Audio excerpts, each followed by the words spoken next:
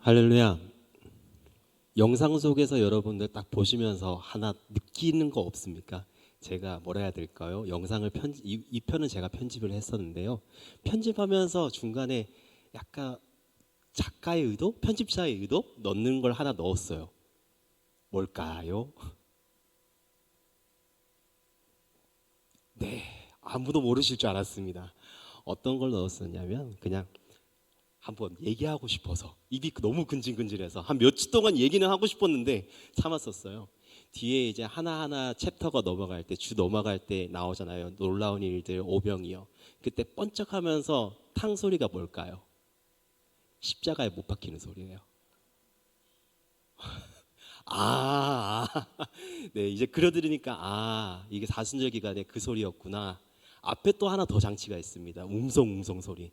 나중에 한번 최선을 다해 귀를 한번 쫑긋 들어보시고 목사님이 저런 의도로서 저렇게 영상을 만들었구나. 작가의 의도를 잘 파악해 주시면 좋을 것 같아요. 한 가지 너무 감사한 거 이야기를 하자면 찬양팀 퀄리티가 한 주 한 주 가면 갈수록 부담이 되는 말일 수도 있겠는데요. 퀄리티가 남이 달라지고요. 이러다가 데뷔하는 거 아닐까? 너무 잘해주셔서 너무 감사하고 또한 말씀 가운데 여러분들 묵상하면서 이런 말씀을 이렇게 찬양하구나라는 것을 이어가줄 수 있어서 너무 감사합니다. 또 다른 한 가지는 자랑보다는 이제 부탁드릴 내용이 있습니다. 혼내는 게 아니고요. 두 가지 이제 기도인데요. 하나는 이제 산불이 거의 진화가 됐다라고 하지만 아직도 잔불이 너무 많이 남아 있어요. 그리고 많은 분들이 피해를 받고 있고 어려움 속에서 살고 있습니다. 일단 제 고향이 경주이거든요. 경주 쪽은 그렇게 뭐 피해가 없지만 주변에 많은 이제 동네들이 불에 타고 피해를 입었고 사망자도 나왔다고 합니다. 그 가정들과 아파하고 신음하고 있는 분들을 위해서 기도해 주시고요. 혹여나 여러분들이 마음이 동하시면 그쪽에 또 마음을 성금도 보내주시면서 또한 같이 해주시면 좋을 것 같아요. 또 한 가지 더 기도 제목이 있습니다. 우리가 단기 선교를 떠나잖아요. 말레이시아가 아니고 여러분들 지진 소식 아시죠? 네, 7.7 가늠이 안 되실 수도 있어요. 제가 경주 사람이라 했잖아요. 혹시 기억하실까 모르겠는데 4.3 지진이 한번 일어났었던 적이 있어요. 그때 제가 살았던 경주가 고향이지만 학교 다닌다고 아내랑 같이 이제 거기 대구 쪽에 있었었는데 경산 쪽에 있었는데 그 지진이 발생하자마자 흔들리는 게 장난이 아니었어요.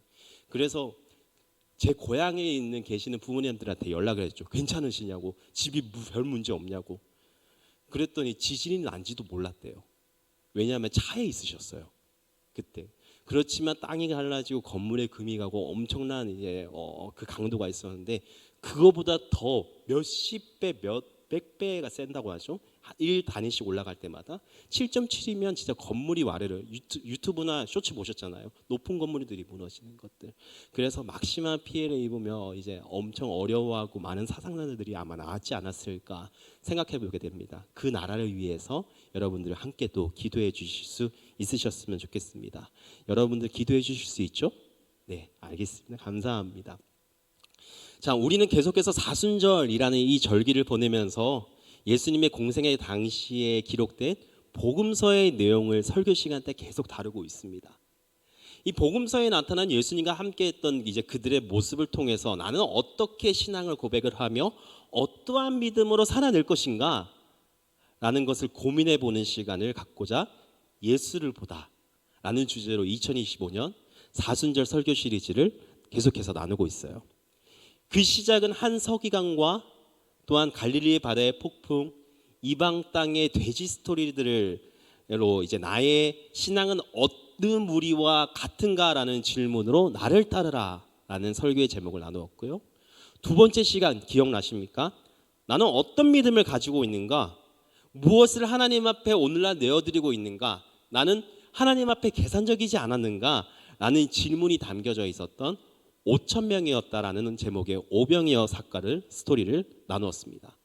그리고 지난주 지금까지 나누었던 기적들과 이적만이 놀라운 일이 아니다. 놀라운 일, 하나님의 일은 우리는 국한하면 안 된다. 오늘날 나의 삶에서도 성경 말씀에서 나타난 기적과 이적 이외에 펼쳐나가고자 하는 것이 하나님이시다. 우리의 삶에 펼치실 하나님의 능력과 섭리를 믿고 나아가야 한다라는 메시지를 놀라운 일이라는 제목으로 중풍병자의 이야기를 나누었습니다. 기억이 나시죠? 그리고 오늘 본문은요, 예수님과 함께한 여인 마르다와 마리아의 이야기를 나누고자 합니다. 아마 어렸을부터 여러분들 교회에 다니셨다면, 교회 학교에 출석을 하셨다면 마리아와 마르다에 대한 이야기를 수도 없이 들어보셨을 거예요. 부엌에서 열심히 일하는 마르다, 하나님 발치에 앉아 있는 마리아, 우리가 그 두 사람이 나타납니다 하면서 이렇게 설교를 들으셨던 기억이 어렴풋이 있을 거예요. 예수님 곁에서 말씀을 듣는 마리아와 접대하는 일로 분주했던 마르다의 모습을 보여주는 장면이에요. 이 이야기를 아시는 분들은 한번 생각해 봐 주세요. 여기서 그리스도인으로서 우리는 누구의 모습을 따라가야 할까요? 마르다일까요? 마리아일까요? 여러분들 마음속으로 손 안 드셔도 돼요. 혹시나 손 들라면 내가 손 든과 동시에 틀렸다라는 그 부담감이 있을 것 같아서 여러분들 속으로 생각해 봅시다. 속으로 손 들어 봅시다. 여러분들은 마리아, 마르다, 우리 누구의 모습을 따라가야지 그리스도의 모습이 될까? 이것이 오늘 설교의 키포인트자 여러분들에게 드릴 질문입니다. 그러기 위해서는 우리가 마리아가 누군지 마르다가 누구인지 먼저 보고 갈게요. 이 둘은요, 자매입니다. 자매. 두 자매 이야기가 종종 등장하는데 신약 성경의 말씀에 읽어보면 비교적 마리아라는 이름이 적지 않게 등장하는 것을 여러분들 볼 수 있어요. 우리가 오늘 읽은 본문에서 나타나는 이 마리아는요, 베다니의 마리아, 베다니 지역에 살고 있는 마리아입니다. 그렇게 부르기도 해요. 막달라 마리아랑 달라요. 막달라 지역에 사는 마리아와 우리가 오늘 살펴보는 이 마리아, 베다니 지역에 살고 있는 마르다는 다른 인물입니다. 같은 사람으로 오해할 수 있어요. 하지만 다른 인물임을 여러분들 기억해 줄 수 있으면 좋겠습니다. 성경 말씀에 신약에서는 총 5명의 마리아가 등장해요. 다 다르지만 요거는 생략하고 두 마리아가 막달라 마리아와 베다니의 마리아, 오늘 살펴본 마리아는 다르다는 것까지만 기억해 주세요. 우리가 만나는 이 베다니의 마리아이자 마르다의 동생인 마리아는요, 신약에서 총 3번 등장합니다. 오늘 본문인 누가복음 10장에서 한 번 등장하고요, 요한복음 11장의 말씀에 보시면 나사로를 살리신 사건이 있어요.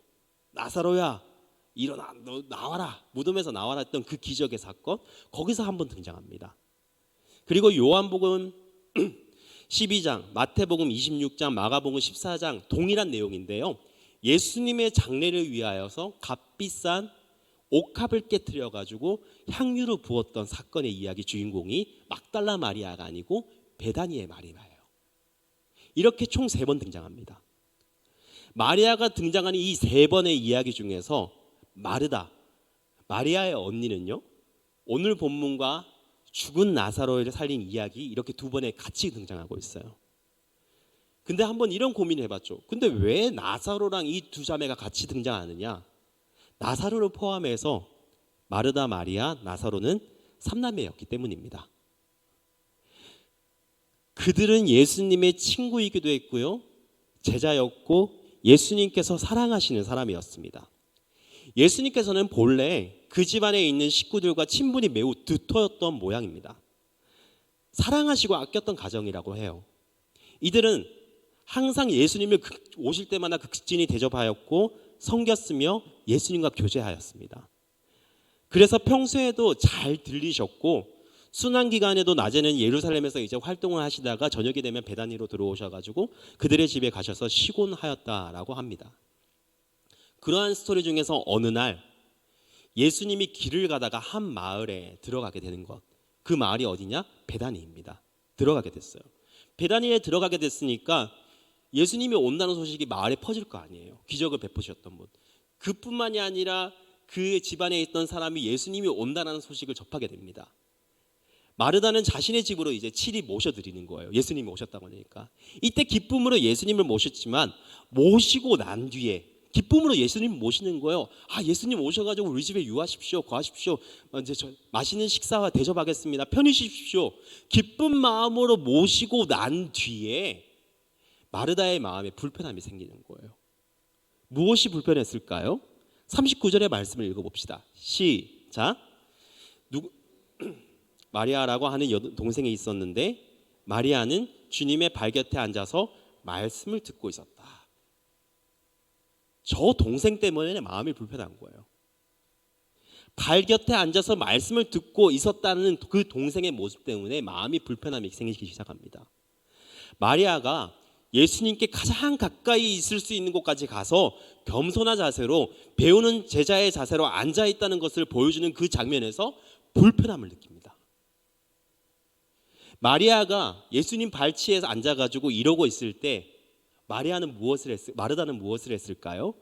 극진한 사랑의 마음으로 음식을 만들어서 대접하려고 정신없이 분주하게 주방에서 음식을 준비합니다. 귀한 손님을 모셨으니까 풍성한 식탁을 마련하려고 분주한데 지금 동생 마리아는요, 예수님 발 앞에 앉아가지고 말씀을 들으며 말씀을 듣고 있습니다. 그것을 보니까 열이 뻗치는 거예요. 자, 여기서 질문입니다. 이 모습에 이상함이 느껴지지 않습니까?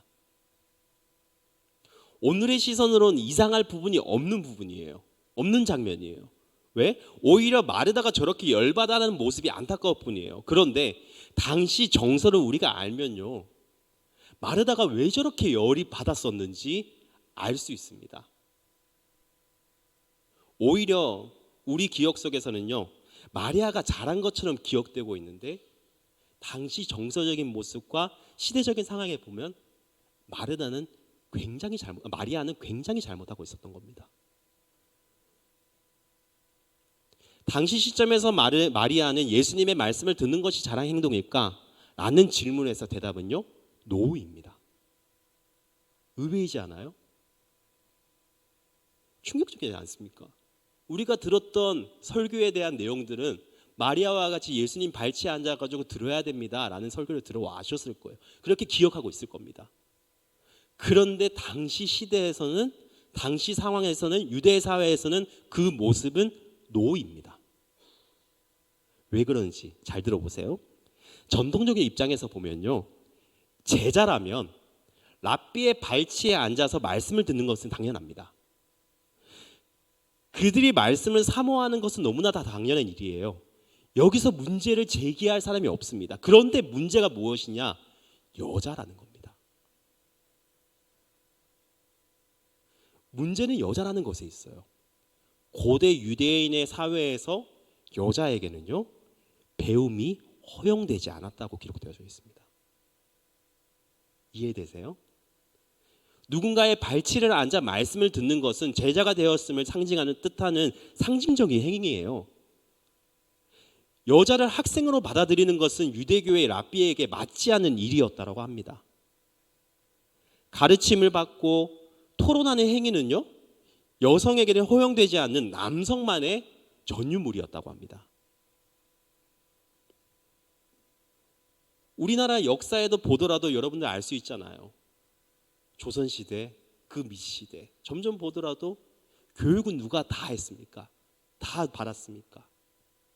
하물며 여러분들 최근에 이제 막 종영된, 이틀 전에 끝났죠?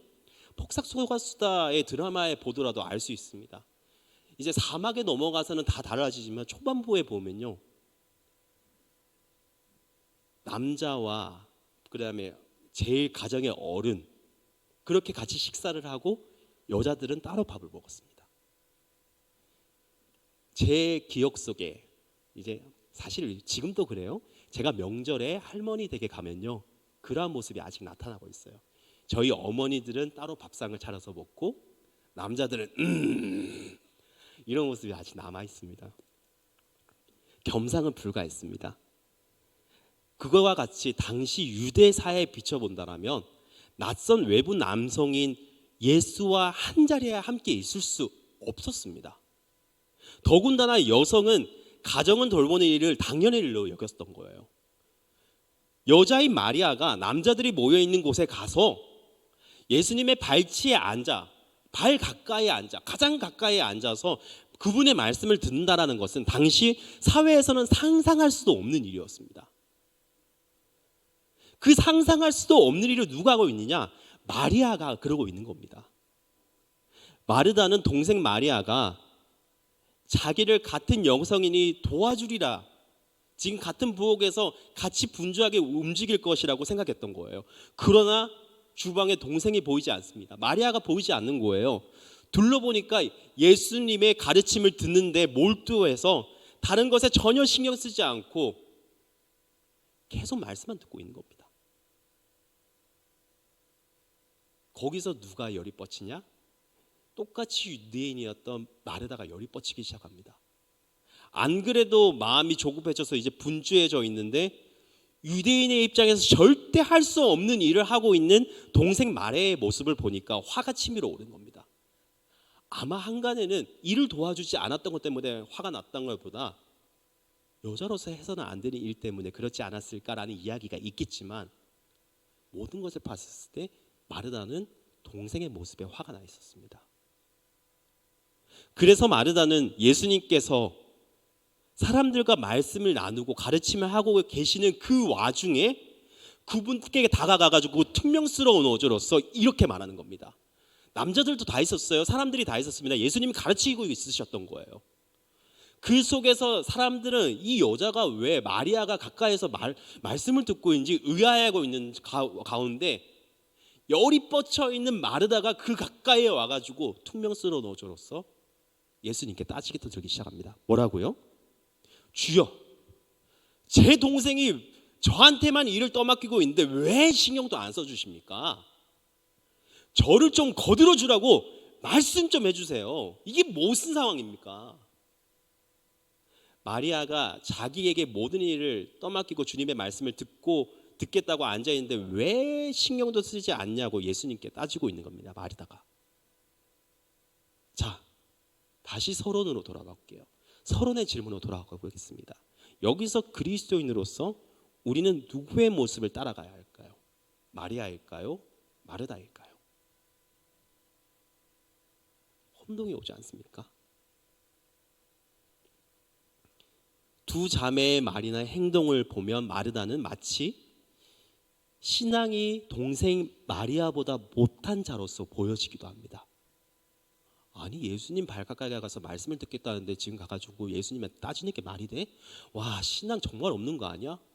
아니, 예수님의 말씀을 들으러 같이 앉아있곤 해야지 왜 지금 말씀을 가르침하고 있는 그 가운데 주방에 들어가서 일을 하고 있는 거야? 이렇게 생각하실 수도 있어요. 그런데 말씀에 따른 데 모습, 말씀을 찾아보면요, 마르다는 사실 신앙이 깊고 주님이 그리스도인지 이미 알고 있었던 사람입니다. 요한복음 11장의 말씀에 보시면요, 그녀의 말이나 행동에서 신앙이 얼마나 깊었는지 단번에 알 수 있어요. 주는 그리스도시요 살아계신 하나님의 아들이시다 라고 고백했던 자가 누구입니까? 베드로가 있습니다. 이 베드로와 같이 훗날 나사로의 죽음에 절망하는 이 마르다에게 예수님은 나사로가 반드시 살리라, 다시 살리라 라고 말씀하셨을 때의 일이에요. 이 말씀의 마르다는요, 종말에 다시 살 것이라고 처음에는 이해를 했었어요. 근데 예수님이 다시 자신이 누구인지를 말씀하셨을 때 다음과 같이 마르다가 예수님 앞에 고백하는 것, 이렇게 고백하고 있는 것을 우리가 볼 수 있습니다. 여러분들의 입술에도 이러한 신앙 고백이 나올 수 있기를 소망합니다. 요한복음 11장 27절의 말씀 함께 읽어보실까요? 시작. 이르되 주여 그라하외다. 주는 그리스도시요 세상에 오시는 하나님의 아들인 줄 내가 믿나이다. 누가 고백했어요? 베드로? 아니에요. 누구요? 마르다입니다. 주방에서 최선을 다해 분주하게 움직였던 마르다의 모습에 책망을 하며 화가 나 있었던 마르다가 고백했던 문구입니다. 우리는 무의식적으로도 마르다의 행동을 잘못되었고 마리아처럼 신앙생활을 해야 한다고 생각해 버립니다. 왜 그럴까요? 이는 예수님의 대답 때문이에요. 예수님의 대답이 우리가 잘못 해석했기 때문입니다. 예수님께서 잘못 말씀하심이 아닙니다. 우리가 잘못 본 겁니다. 보세요. 예수님께서 그 마르다가 화가 나 있을 때 뭐라고 대답하셨는지 한번 잘 보세요. 예수님께서 뭐라고 하셨냐? 41절과 42절의 말씀입니다. 시작. 그러나 주님께서는 마르다에게 대답하셨다. 마르다야 마르다야, 너는 많은 일로 염려하며 들떠 있다. 그러나 주님의 일은 많지 않거나 하나뿐이다. 마리아는 좋은 몫을 택하였다. 그러니 아무도 그것을 그에게서 빼앗지 못할 것이다. 우린 여기서 오해가 시작된 것입니다. 마리아만 잘했다라고 치부해버리게 된 거예요. 왜요? 예수님이 인정하셨기 때문이에요. 그리고 비교군으로 마르다는 잘못한 여인으로 간주해버리고 갑니다. 믿음에 없는 여인으로 봅니다. 그래서 오늘날 많은 이들이 신앙생활을 하려고 하는 많은 사람들이 마리아와 같이 되고 싶어 합니다. 신앙의 모델링을 예배만 드리는 사람으로 나도 모르게 무의식적으로 붙잡는 것이 우리들의 모습이라는 것입니다. 그래서 봉사나 사역, 섬기는 일, 선교, 수련에 참여, 교회에서 시간을 쓰고 힘을 쓰고 땀을 쓰고 해야 하는 분주한 일을 하면 마르다가 마리아를 쳐다보며 분이 났던 것과 같이 꼴도 보기 싫은 사람이 자꾸 눈에 들어와서 내 안에 분노와 한임이 생겨서 신앙이 떨어져 가는 것처럼 스스로를 진단해서 예수님이 기쁘시게 여기는 마리아의 모습이 생각나 내가 하는 봉사들, 내가 하는 섬긴들 다 내려놓고 예배에만 집중하고 싶어 합니다.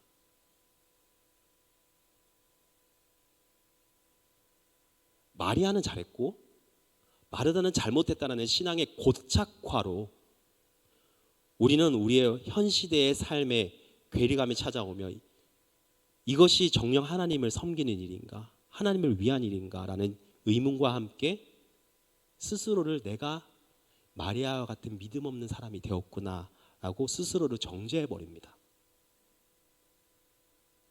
한국교회의 자리가 많이 비어있는 이유가 여기 있습니다.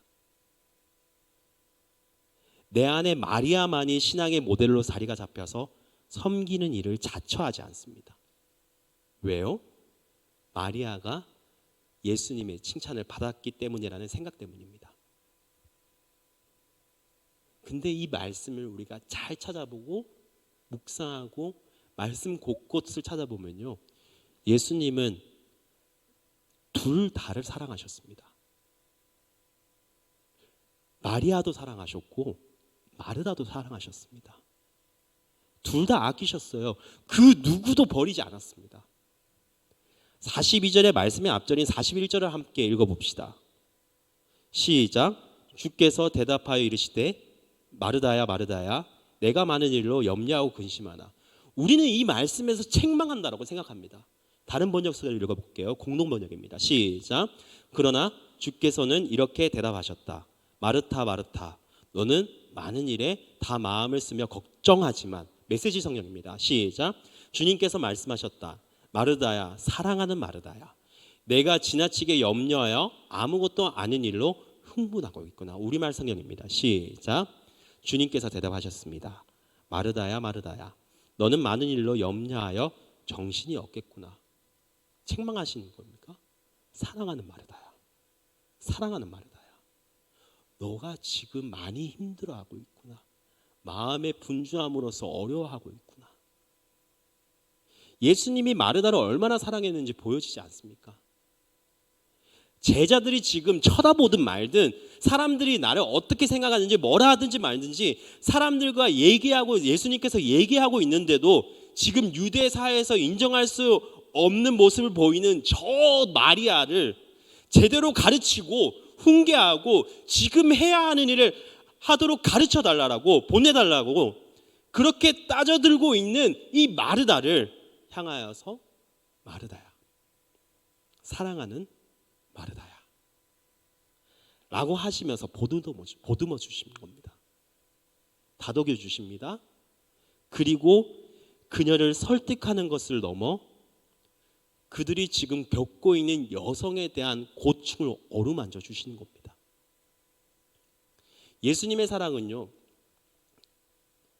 얼마나 넓으냐면 지금 유대 사회에서 있을 수 없는 일을 하고 있는 마리아의 모습을 사랑하셨기 때문에 이 종편을 택하였으니 빼앗기지 아니하리라라고 말씀하셨습니다. 이것은요, 당시 유대인들 스스로 고착시켜 버린 하나님의 사랑의 범위를 깨뜨려 버리시는 말씀인 거예요. 너가 잘했고 너가 못했다라는 것이 아니라 지금 말씀 앞에 나와 있는 이 여성에 대한 고정관념과 편견과 선입견들 고착시켜버린 하나님에 대한 사랑의 범위를요 깨뜨려 버리신 사건이에요. 크신 사랑의 범위를 볼 수 있는 부분에서 우리는 누가 잘했니 누가 잘못했니 잘잘못을 볼 부분이 아니라는 것입니다. 다시 말해서 오늘의 이야기의 결론을 한 교수님의 문장과 여러 책의 내용을 빌려 이렇게 말씀을 정리해 보고자 합니다. 잘 들어봐 주세요. 두 여성의 이야기를 통해 구부러진 사회와 당당하게 맞서 말씀 선포와 섬김의 사역이 대등하게 실현될 사랑과 평화의 공동체를 예수님께서는 제시하고 있다. 말씀과 섬김은 믿음을 완성시키는 한 쌍의 톱니바퀴이다. 예수 그리스도의 십자가와 부활이 어느 한쪽에서만 성립될 수 없듯이 말씀과 섬김도 그렇다. 어느 한쪽만으로는 온전하지 못하다. 둘이 톱니바퀴처럼 함께 맞물려 있어야 제 기능을 한다. 마르다와 마리아 이야기는 말씀과 섬김, 믿음과 사랑이 하나로 묶여 있다는 가르침을 주는 대목이다. 이해하시겠습니까? 두 자매는 다 예수님이 사랑하셨지만 사랑을 표현하는 방식이 달랐습니다. 두 자매는 다 예수님을 사랑하였어요. 사랑에 표현하는 방식이 달랐던 겁니다. 이런 두 가지 표현과 태도를 모두 우리가 속한 교회 안에서 볼 수 있고 둘은 저마다 알맞은 자리가 있습니다. 기억하십시오. 예수님은 마리아와 마르다를 차별하지 않으셨습니다. 마리아를 다른 제자들처럼 또는 그 이상으로 귀하게 여기신 것도 사실이지만 마르다를 하찮은 여자, 마리아는 특별한 여자라고 생각하지 않는다라는 겁니다.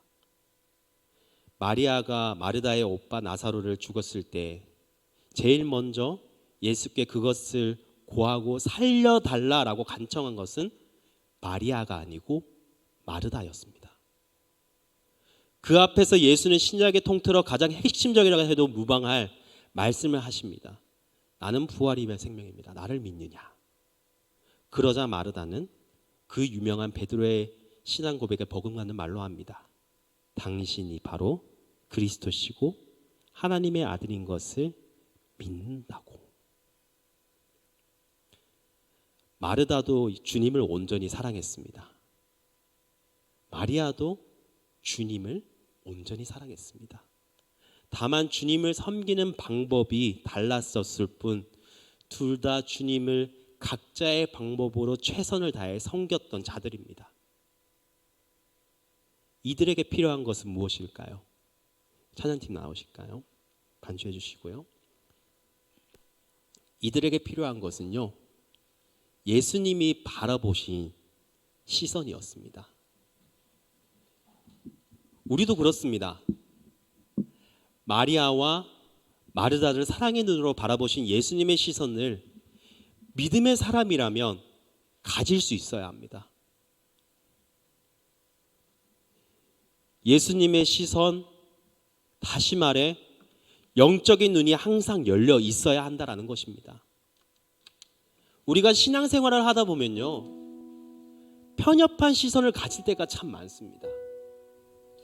하나님의 사랑은 무궁무진하다라고 입술로 고백을 하는데 내 시선에서는 이거밖에 되지 않는 것 같다라고 한정 지어 버리는 경우가 많다라는 것입니다. 그런 순간이 오늘 두 자매의 모습에서 나타났듯이 우리에게 빈번하게 찾아옵니다. 올바로 바라보는 눈이 있어야 건전한 신앙생활을 할 수 있으며 미움, 다툼, 시기, 질투를 버리고 살아낼 수 있습니다. 사랑하는 우리 해방교회 모든 청년 여러분, 영의 눈을 가질 수 있기를 소망합니다.